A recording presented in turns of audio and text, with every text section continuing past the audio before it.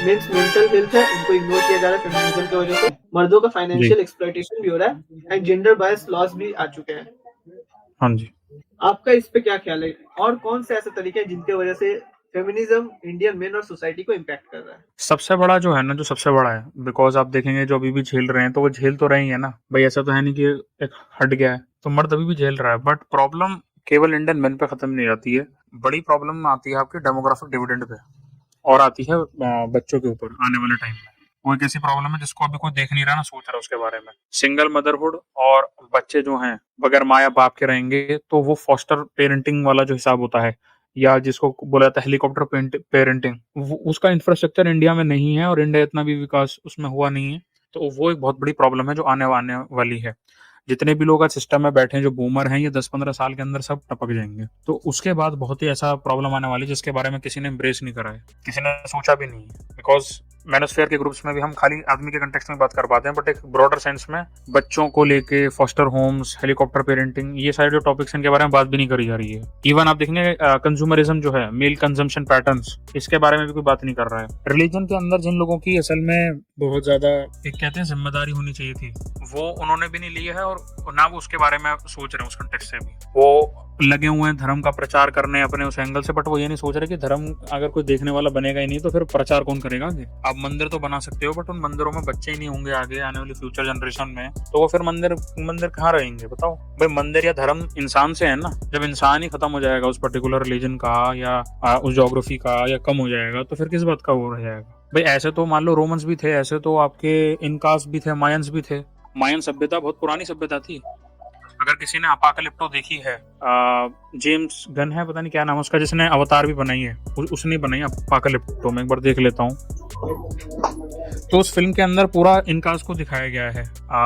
ये आपकी बनाई है फिल्म मेल गिब्सन ने, सॉरी डायरेक्टर मेल गिब्सन। तो वो आज के टाइम में सभ्यता खत्म है, ना के बराबर ही है वो। तो उनके बड़े बड़े मॉन्यूमेंट्स भी हैं, उनकी किताबें भी थी, उनका बहुत कुछ था। डायरेक्टर जेम्स कैमरन है, नहीं डायरेक्टर मेल गिब्सन है भाई, मैंने देखा अभी तो, आई एम नॉट श्योर नाम के हिसाब से। बट बात ये है, ये मतलब बात नहीं है कि कौन डायरेक्ट किसने करा, मतलब काफी फेमस फिल्म है। अगर आपने देखी हो तो मूवीज नाउ पे तो पहले काफी बार आती रहती थी फिल्म। बट उनके इतने बड़े बड़े मॉन्यूमेंट्स, मंदिर, उनकी किताबें आज खाली म्यूजियम में बंद पड़ के रख गए हैं, उससे ज्यादा कुछ भी नहीं है। तो मैं रिलीजन के कंटेक्स्ट में नाम नहीं लूंगा, बट समझदार समझ जाएंगे। फेमिनिज्म का डायरेक्ट इफेक्ट है और डायरेक्ट एक ब्लो है, वार है, जो पड़ेगा बच्चों पे और आने वाली जनरेशन पे, इन ऑर्डर टू एक्सटेंट वाली सिचुएशन तक भी, एंडेंजर तक वो जाएगा, फिर एक्सटेंट तक भी जाएगा। That is a thing.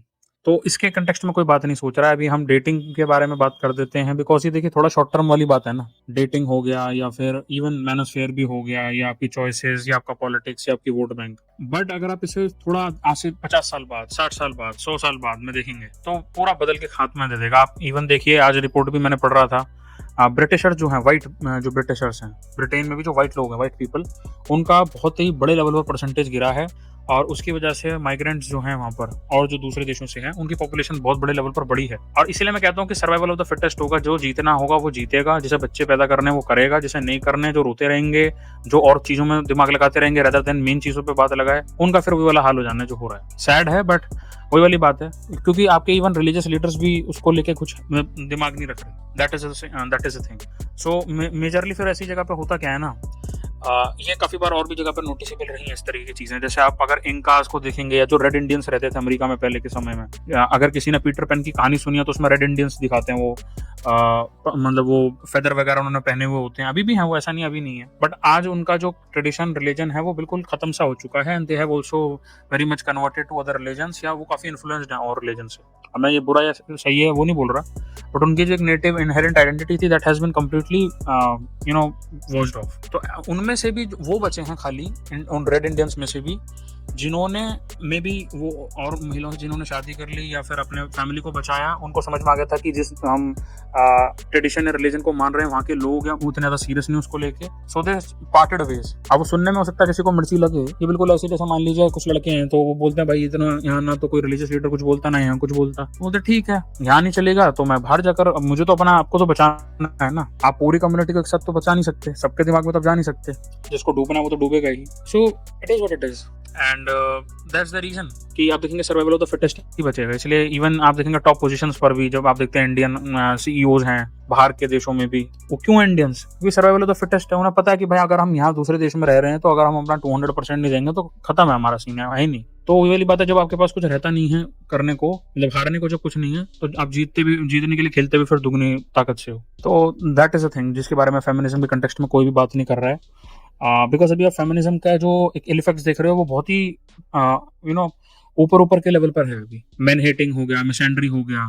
This is I know काफी लोगों को थोड़ा बुरा लग सकता है सुनने में, बट ये बहुत ही सरफेस लेवल की ऊपर की चीज है। बड़ा लेवल है that is to crush down the family structure, और उससे भी बड़ा है कि आने वाली जनरेशन को ही बिल्कुल जो है उस पर पॉज मार दी जाए। बिकॉज आप आज के कंटेक्स्ट में सोचें, इस चीज को ध्यान से सोचें, ये जो स्टेटमेंट है इस पर थोड़ा ध्यान लगाना कि आज के टाइम में आपका बच्चे पैदा करना एक प्रोडक्ट बन चुका है जो इतना महंगा कर दिया गया है और इतना प्रॉब्लमेटिक बना दिया गया है कि आप नहीं कर सकते अनटिल अनलेस आप कोई बहुत ही मार के तुर्रम खाएं। तो वो इन्फ्लेशन के थ्रू देख लो, वो एलिमनी के थ्रू देख लो, वो मेंटेनेंस लॉस के थ्रू देख लो, एक तरीके से आपके रिप्रोडक्शन तक पे भी जो आपका एक बहुत इंपॉर्टेंट राइट है, रोटी कपड़ा मकान और बच्चे पैदा करने बेसिक है चीज, अगर आप मैस्लो लॉ ऑफ हिरार्की में भी पढ़ें, और इवन अगर आप इवोल्यूशनरी कंटेक्स्ट में भी देखें, पहले के आदिमानव क्या करते थे? शिकार करना, बच्चे पैदा करना बस, और प्रोटेक्ट करना, दैट्स ऑल। तो आपकी जो बहुत इनहेरेंट वाली जो पार्ट है उसको भी क्रश कर चुके हैं। वो इतना मुश्किल बना दिया है कि नॉर्मल आदमी एंट्री लेने में भी पड़ती है उसकी, और अगर आपने एंट्री ले भी ली तो आपके हाथ में कंट्रोल है ही नहीं। तो दूसरी पार्टी के दिमाग में इतना गंद भर देंगे बॉलीवुड के माध्यम से और चीजों के माध्यम से कि वो टूटे ही टूटे,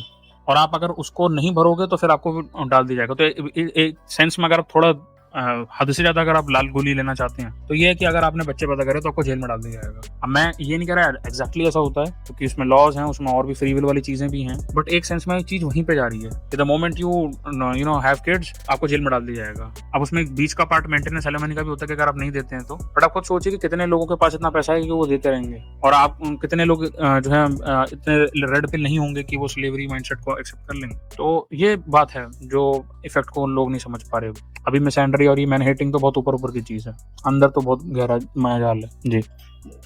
अच्छा, एक और चीज, जब हम लोग मेन सिटी भाई के साथ लाइव में थे तो भाई ने बताया कि जो चाइना के लड़के हैं, अब लड़कियों मतलब वहां पे फेमिनिज्म इतना ज्यादा फैल चुका था, इतना ज्यादा आतंक बढ़ चुका था कि अब बंदे क्या किए थे कि लड़कियों को इग्नोर करना, अवॉइड करना स्टार्ट कर दिया था कम्प्लीटली। ठीक है, अभी कुछ टाइम बाद क्या हुआ कि उस वजह से लड़कियां वापस से फेमिनिन होना स्टार्ट कर दी, या फिर उन सभी चीजों को करना स्टार्ट कर दी जो मर्दों को पसंद है। अब वहां पे फेमिनिज्म का जो इम्पैक्ट हो कहीं ना कहीं कम हो रहा है। तो आपको क्या लगता है, क्या इंडिया में ऐसा कुछ सिनेरियो देखने को मिलेगा आफ्टर 10 years 12 years?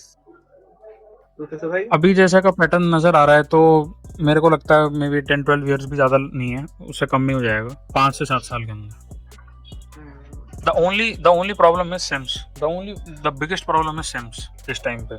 तो क्या अगर मान लो 7 साल के अंदर जो आज 20s में है, the moment there is there mid 30s और लेट 30s या अर्ली 40s में 7 से 8 साल के अंदर तो दे will B eight there peak SMV। तो उनको फिर अकल आ रही होगी और उनको समझ में आ जाएगा कि यार अभी तो गेम जस्ट शुरू ही हुआ है, हमें तो लगा था हम लेट मतलब पहुंचे बट अभी तो गेम शुरू हुआ है जस्ट। तो जब the moment they realise that, तब असली मजा आएगा इस गेम में। जो भी 20s में हैं, जो भी इवन अपने अर्ली 30s में हैं, या इवन अपने 19-20 वाले ब्रैकेट में हैं, 8 साल लगते ही या 10 साल लगते ही they will be in their 30s, mid 30s, late 30s, और वो SMV पे पीक मारेंगे, तब उन्हें पता चलेगा कि भाई क्या पूरा सीन होता है। अभी तो हम कुछ भी नहीं देख रहे हैं। तो चाइना में हुआ है वो कुछ भी नहीं है जो इंडिया के अंदर पॉसिबिलिटी है जिस चीज की। द ओनली थिंग, और 2-3 चीजें हैं जिससे ये जो है चीज पलट सकती है, दैट इज सिम्स। दूसरा है आपके बूमर बुड्ढे का भी मैं लगाता हूँ कि वो भी 5-6 साल तक अपने पीक पर हैं, उसके बाद उनके भी पैर कवर में लटकेंगे तो अपने दवाई दारू के बारे में सोचेंगे, they won't be thinking about anything else. उसका एक नेगेटिव इम्पैक्ट ये निकल कर आएगा कि जो पोस्ट वॉल हिटिंग विमेन है जितनी भी 30+, दे विल बी रियलाइजिंग कि उनका जो SMV हो नीचे जा रहा है। A lot of the ones who are in their 20s और टीन्स। तो मैं बोलूंगा एक फेयर एवरेज 8 से 10 साल का है, इसको लेके देखिए, इसमें काफी सारी चीजें चेंज हो जाएंगी। 8 to 10 years, not more than that. Effects तो 5 साल के बाद भी देखने को मिल जाएंगे, कोई बड़ी बात नहीं है। आप अगर पिछले इवन 1-1.5 साल में भी कंसिडर करेंगे, पिछले 2 सालों के अंदर भी, तो बहुत बड़ा लेवल पे चेंज देखने को मिला है, मैंने खुद देखा है। तो उसको आप 4 गुना लगा दीजिए, उसको आप 8 साल लगा दीजिए, उसको 5 गुना लगा दीजिए, 10 साल लगा दीजिए, it will be different on a different level. तो वही वाली बात है, जैसे सिफ के फाउंडर हैं शायद से, उनका मैंने बयान पढ़ा था, वो कह रहे थे कि ये वॉर जो है जेंडर वॉर के नाम की इन्होंने स्टार्ट करी है, वोक लोगों ने, और ये फेमिनिस्ट एंड ऑल। हमने कभी स्टार्ट नहीं करी, हमारा कभी मन नहीं था इस चीज़ को, बट एंड हम करेंगे। एंड इन द सेंस कि ठीक है, आप चीजें लाते हो तो कंसिक्वेंस भी उसका फिर आएगा। ऐसा नहीं हो सकता कि क्रेडिट कार्ड को स्वाइप करके हर चीज खरीदते रहो, कभी ना कभी उसका बिल भी तो आपको भरना पड़ेगा। नहीं भरोगे तो फिर वो रिकवरी वाले आते ही हैं, और लाइफ में जो रिकवरी वाले आते हैं वो फिर किसी भी तरीके के सेकंड चांसेस नहीं देते। Once you are 50, once you are in your late 40s, game is over for like women.